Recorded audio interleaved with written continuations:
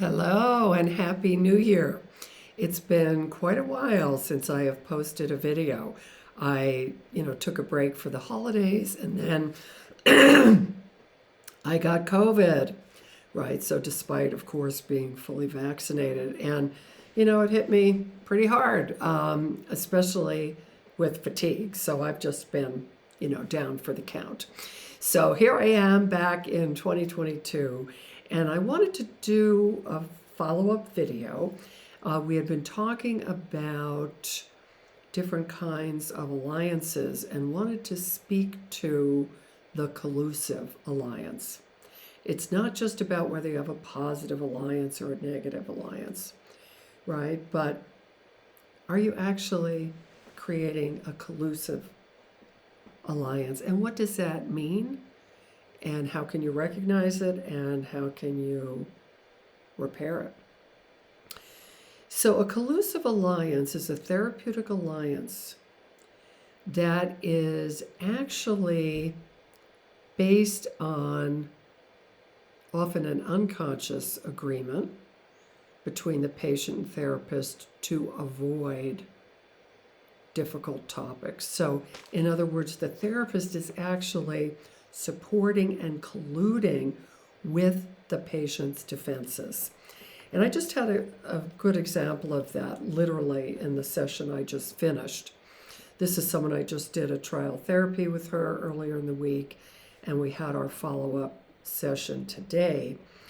And she said, I got more out of 2 hours with you than I had in all my previous therapy. And she has been trying to get help for decades. A woman with a horrendous abuse history, but also real strength and capacity, amazingly so. So I said, well, how did that happen? What do you make of that? And she said, well, you pushed me to get to those feelings. And you would point out that I wasn't looking at you and that I was laughing, even though what I was talking about wasn't funny. And in the past, when these difficult things would come up, I just disconnect and I go quiet and I withdraw and they let me. And there would be these really long, awkward silences. Now, from my point of view, that's a collusive alliance. They were colluding with her withdrawal and participating in it, right? Themselves shutting down, withdrawing, just remaining silent, and not reaching out a hand actively to this person who is drowning. Okay, so, and there can be lots of ways that therapists collude with patients, even in things that are kind of, on the dishonest, dare we say, sociopathic end of things, like fudging insurance claims, right? Giving someone a diagnosis they don't really deserve. So I will never forget, in the early days, I was working with a group. I won't mention the group. We were having a staff meeting, and I was relatively new there. And they said, oh, we see that you coded this person with an adjustment disorder, which is in fact what they had, an adjustment disorder with anxiety and depression. And they said, well, this insurance doesn't cover that. So, we would encourage you to give her another diagnosis like depression or something. And again, I just looked at them and said, I'm not into insurance fraud. I'm sorry that the insurance won't cover it, but the fact is this person has an adjustment disorder. Now, they never made that suggestion to me again, thank goodness.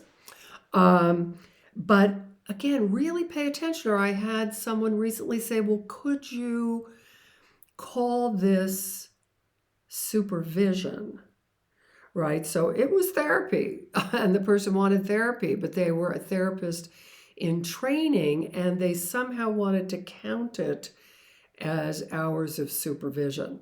Now, are you going to cave in and agree with something like that when it isn't so? So this is where you really have to be clear about who you are and what you stand for, and not collude with various kinds of patient defenses or even requests, again, that are unhealthy and even, in a sense, illegal. So other ways we can easily fall into a collusive alliance is with someone, again, who is passive and uninvolved. So one way, as I mentioned earlier, is simply to join them and remain silent. But the other is to become much too active and directive and sort of take over. And that supports the person to stay in that passive, withdrawn position instead of calling it out, having the person look at that, and is that serving them or not? And what do they want to do about it? Okay, so I think it's really important to have an honest look, and especially with therapies that are kind of stalling out, not really going anywhere, are you inadvertently supporting and then colluding with the patient's defense? Another one that's very common is externalization. So that you'll engage in talking about other people, right? Even analyzing, the husband who isn't there or the mother or whatever, instead of focusing on, okay, so that's about your mom, but, let's look at how you're feeling toward her and how you're dealing with those feelings. So, if you recognize, whoops, I've actually been aiding and abetting, instead of creating a therapeutic alliance with the healthy part of the patient, I have been colluding and supporting the defense, is, to correct that. And you might even own up to it, and say, I remember saying, and, I videotape all my sessions, my patients know that. And so sometimes I say, you know what, I was watching the tape last time and I realized I kept letting you off the hook. I would ask you a question, you wouldn't answer it, and I just went along with it, right? So I'm taking responsibility, right? And so, and that's not in your best interest, right? So I'm not going to do that. So it's an opportunity to correct. And again, that sort of, ties into what we talked about with rupture and repair. And then you'll see, is the person actually there for a therapeutic reason and to get to the bottom of things? Or are they there for some other purpose, right? To just, get support for their victim position or whatever, right? So you really want to be mindful of this possibility and be honest with yourself. And if you have, in fact, colluded with the patient's defenses, that you do what you can to correct it. Okay, so I hope this is helpful. Love to hear your feedback, and we'll talk to you again soon. Bye-bye.